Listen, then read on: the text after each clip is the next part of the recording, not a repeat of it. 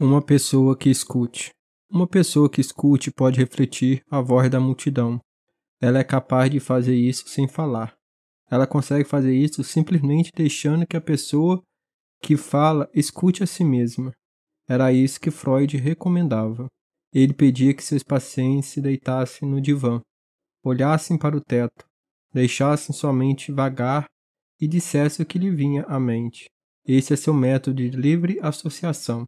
Essa é a forma pela qual a psicanálise freudiana evita que o psicanalista transfira seus preconceitos e opiniões pessoais para o panorama interno do paciente.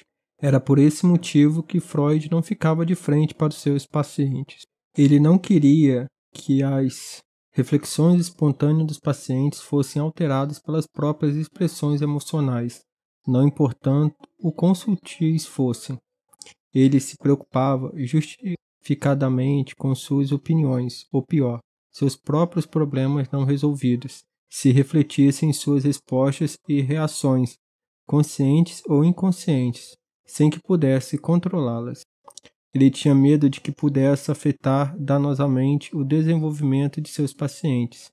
Assim sendo, era por essas razões que Freud insistia em que os psicanalistas também passassem por psicoterapia. Ele queria que aqueles que praticavam seu método descobrissem e eliminassem alguns dos próprios e piores pontos cegos e preconceitos, para que não atuassem corrompidos. Freud tinha razão. Ele, afinal, era um gênio.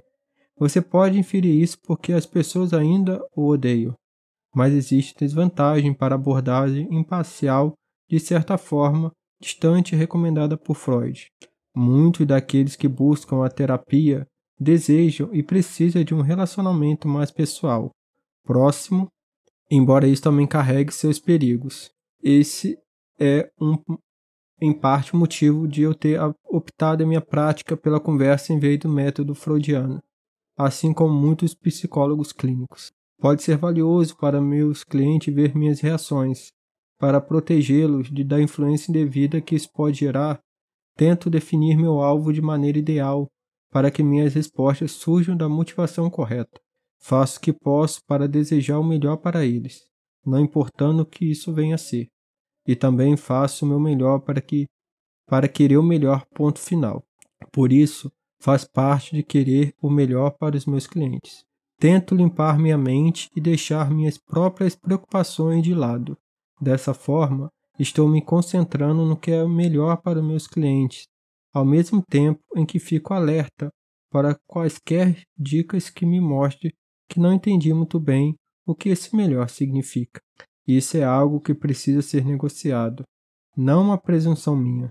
É algo que deva ser gerenciado com muito cuidado para mitigar os riscos de uma interação pessoal e próxima. Meus clientes falam. Eu escuto. Às vezes respondo. Geralmente a resposta é sutil.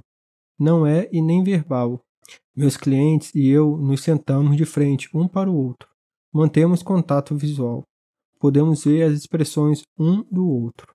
Eles podem observar os efeitos de suas palavras em mim e eu os efeitos das minhas neles. Eles podem reagir às minhas respostas. Um cliente pode me dizer: eu odeio minha mulher. As palavras estão no mundo exterior, depois de ditas, pairam no ar. Elas emergiram do submundo, materializaram-se a partir do caos e se manifestaram. São perceptíveis e concretas e não podem mais ser ignoradas. Tornaram-se reais. Quem as fala até se espanta. Ele vê a mesma reação estampada em meus olhos. Ele percebe isso e continua na estrada para a sanidade. Espere, diz ele. Não é bem assim. Isso é muito cruel. Às vezes eu odeio a minha esposa. Eu a odeio quando ela não me diz o que quer. Minha mãe fazia isso o tempo todo também. Deixou meu pai maluco. Deixou todos nós malucos, para dizer a verdade. Até a minha mãe. Ela era uma pessoa boa, mas muito rancorosa. Bem, pelo menos minha esposa não é tão ruim quanto minha mãe. Nem de longe. Espere. Acho que até minha mulher é na verdade muito boa em me dizer o que quer, mas normalmente fico irritado quando ela não diz, pois minha mãe nos torturava até a beira da morte, bancando a Marte. Isso realmente me afetou. Talvez eu exagere em minhas reações quando acontece isso, mesmo que seja poucas vezes. Ei, estou agindo exatamente como meu pai quando minha mãe o irritava. Esse não sou eu. Isso não tem nada a ver com minha mulher. É melhor eu contar para ela. Com isso tudo, percebo que antes meu cliente não conseguia distinguir adequadamente entre sua mulher e sua mãe. Vejo que ele estava inconscientemente personificando seu pai. Ele consegue enxergar tudo isso também. Agora está um pouco mais diferenciado. É um pouco menos uma pedra bruta. Está um pouco menos escondido na neblina. Ele costurou um pequeno rasgo no tecido de sua cultura. Ele diz: essa foi uma boa sessão, Dr. Peterson. Concordo com o aceno de cabeça. Você pode ser muito inteligente se conseguir apenas calar a boca. Sou um colaborador e um oponente, mesmo quando não estou falando. Não posso evitar isso. Minhas expressões propagam minhas respostas, ainda que sejam sutis. Assim estou comunicando. Como Freud, com tanta razão, enfatizava, mesmo em silêncio. Mas eu também falo em minhas sessões clínicas. Como sei quando dizer alguma coisa? Primeiro, como já disse, eu me coloco na estrutura mental apropriada. Estabeleço minha meta adequadamente. Quero que as coisas melhorem.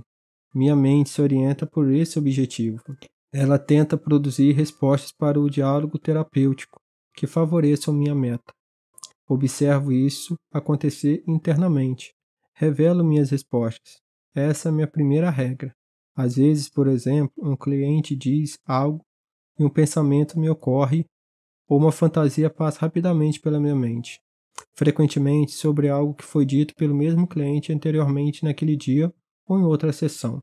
Então, externalizo aquele pensamento ou fantasia para o meu cliente, desinteressadamente. Digo: você disse isso e percebi aquilo, e depois me dei conta disso. Então discutimos. Tentamos determinar a relevância do significado da minha reação. Às vezes pode dizer respeito a mim mesmo.